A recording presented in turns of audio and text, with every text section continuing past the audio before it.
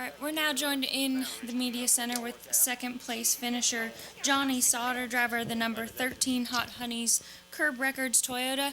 Johnny, congratulations on your second place finish, the highest finish at a super speedway. Go ahead and talk a little bit about your race and the race here at Talladega. Well, personally, I always kind of dread coming to these places, I guess. They're a lot of fun, throughout the course of the race, especially where we qualified 29th, and to be able to come to the lead and then lose a little bit of track position and then come back. But, second place, best finish at one of these places, that's good for us. It's, you either love or hate these places.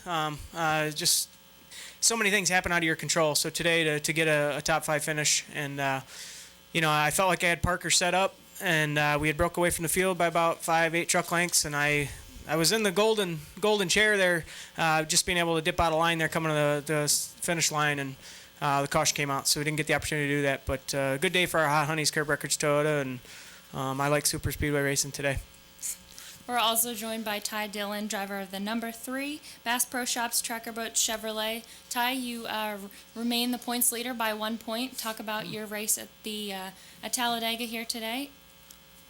Yeah, we had a fast truck, and we're luckily able to keep it out front, and didn't put too much stress on me till the end, and that was a lot of fun. I've never tandem before, and then me and James got hooked up, and we took the lead. Then I had to cool it back down, and then Johnny and Parker got by us, and then we had to try and run it back down, and we were coming back, and I think we were passing somebody and got real loose and hooked James. He did a great job of saving it. And then from there on, I don't really remember what happened. I was just waiting for the race to end. That big wreck happened, and luckily we were in front of it. But just happy with our performance today. ECR engines were great, and just had a lot of fun, and kind of glad that's over. We'll go ahead and open up for questions in the media center. We'll start over with Reed. Reed Spencer with NASCAR Wire Service. For both of you guys, how long could you push before you had to separate and cool the truck down?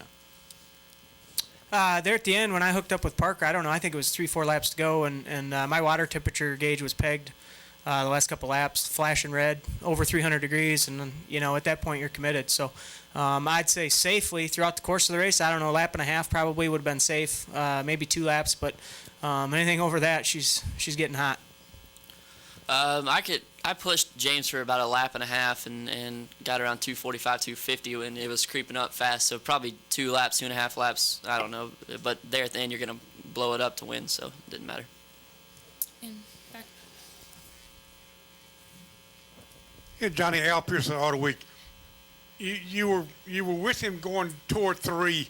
Where were you going to, if you had the opportunity, where would you going to try to make your move? Through here or back there, or had you even thought about it enough? Yeah, as soon as I knew we were clear, and spotter said clear by 5, clear by 8, and we were getting away. Obviously the start-finish line is farther down here than it is at Daytona, so I just anticipated doing it right when we got to the tri-oval. That was my plan. I was obviously going to monitor the situation behind me if they got a run or if they were closing back in on us, but that would have been the time I could have peeked out on the outside of them and probably had just enough momentum to clear them. I've seen a lot of people do that. Yep, exactly. Do we have any further questions for Johnny Sauter or Ty Dillon? Drafting up to you. I didn't have any help. So. Okay. Guys, congratulations. Thank you. Were you hot yet? Oh, I was paying. Now joined by James Buescher, driver of the number 31 Kyoki Chevrolet. See you. Good job. James, talk a little about your race here today at Talladega. It was a fun Talladega race. It was good because we had track position most of the day, and when we'd lose it, we were able to find somebody to help us get it right back. And it only happened a couple times, and not a whole lot of strategy. It seemed like every time caution would come out, everybody would come get fuel only. Tires didn't play a factor, so we just basically had the same strategy as everybody else: is keep fuel in it and have enough at the end. So we got pushed out of line right after that last restart, and had the top working pretty good, and it all kind of fell apart, and Ty hooked up with me and pushed me right back up to the front. But I think we got back up there too early, and we were, I think, in a good position for the end of the race.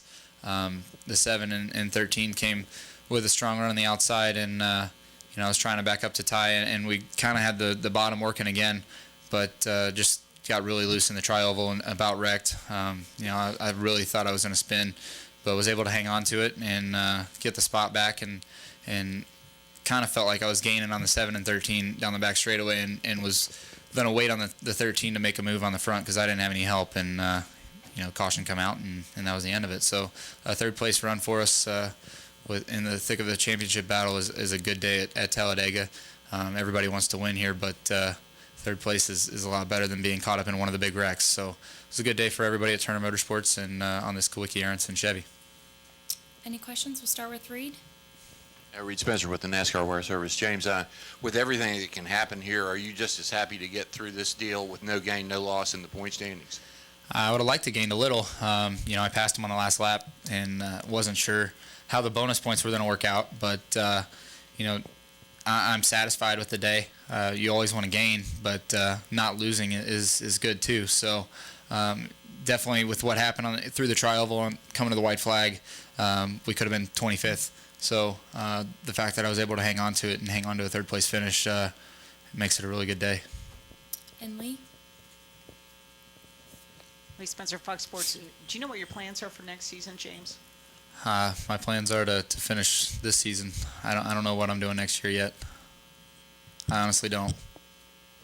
You're looking at me like I do, and I don't. I know. Do we have any further questions in the media center? Here to Bob.